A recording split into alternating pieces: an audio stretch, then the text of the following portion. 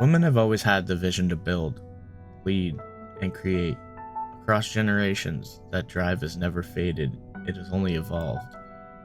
What begins as an idea quickly becomes something much greater. It grows through passion, curiosity, and desire to make an impact. That spark is where every powerful story begins. With every opportunity, women continue to learn, adapt, and grow. They turn knowledge into action and creativity into strategy.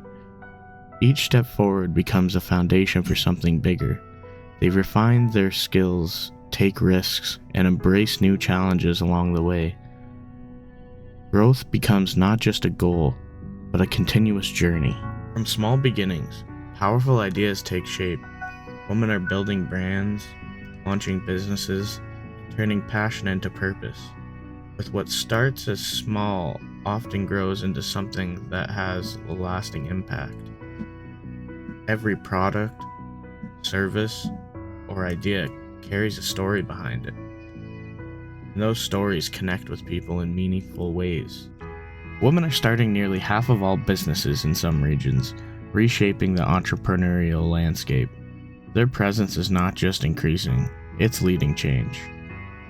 More women are stepping into leadership roles and owning their success. Their growth reflects this powerful shift in the future of business. This is a new era of entrepreneurship. Women are not just part of the future, they're driving it. And what they're building today will inspire what comes next. Their impact will continue to grow across industries and communities. The future is being shaped by their vision, creativity, and leadership. Today, we'll talk to a woman who embodies all of this. Hi, my name is Kelly Mazarol. I'm 24 years old and I'm from Sudbury, Ontario. As a kid, I was super easily inspired.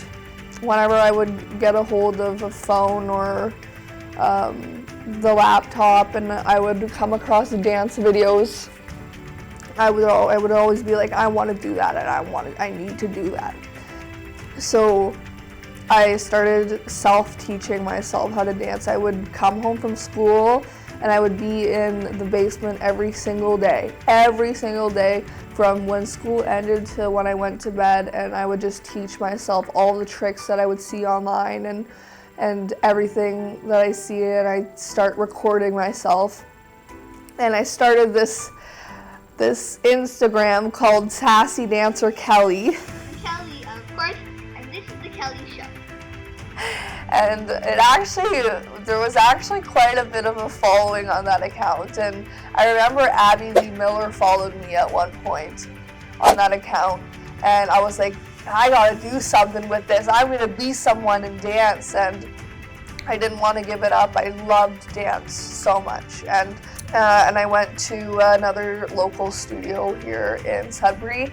And the first year I was in recreational, and I exceeded the expectations, and then I went on to part-time competitive, and I loved it so much. And even then, before dance, I was practicing every single night in the basement, every single night, because I wanted to get to the front. I wanted to be the best one in the group.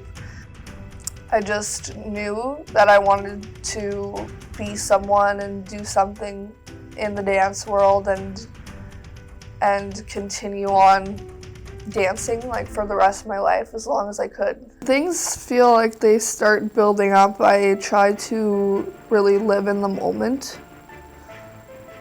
Just keep pushing for what and who I want to be in the future 5 years from now. And I ask myself, is this helping me?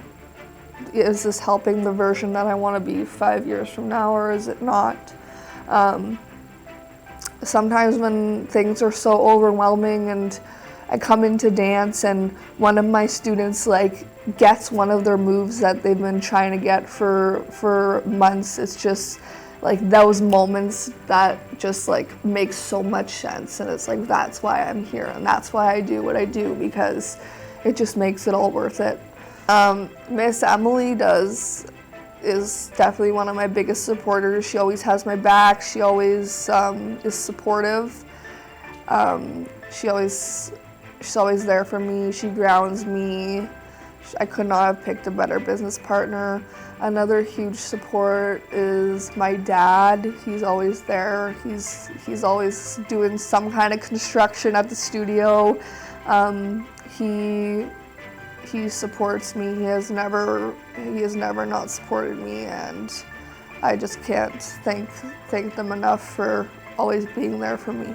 So, dancing on the side and like just trying to find studio space. Like I looked everywhere in Sudbury for a studio. Everywhere in Sudbury to rehearse and to practice my heels, because I was taking trips to LA and New York to dance in the big studios that do heels dancing. So the old owner had posted a post on Facebook that she was opening a new dance studio in the Valley and she needed workers, and I immediately messaged her and I was like, oh my god, I'm looking for studio space, like please can I use your studio? I need to practice dance. Like I'm trying to go to LA and New York to practice and train. And so she was like, yeah, you could definitely use the studio. So I started dancing here. Every single day I would come here because it's a space. There's like, there was no one here. She would let me come in and it was great. I was just dancing every single day. I got so much better at heels. And then after about a year, she had messaged me, and because I was so like committed to the studio, and I would actually teach classes here and I would be here every single day, she offered the studio to me. I remember it was very overwhelming. We didn't know really where to start. Obviously, we were worried about the turnout and how many students we'd get in our first year. Looking back, we did everything we could to make sure that our first year was successful, and it has been, and it was. Yeah, we did everything we could. It was overwhelming. It's better now, and you don't want things that you do to fail, but how are you gonna know if you don't try? So you just have to do it. You just have to do things, and we just did it, and I'm glad we did, because we wouldn't have what we have now if we didn't try.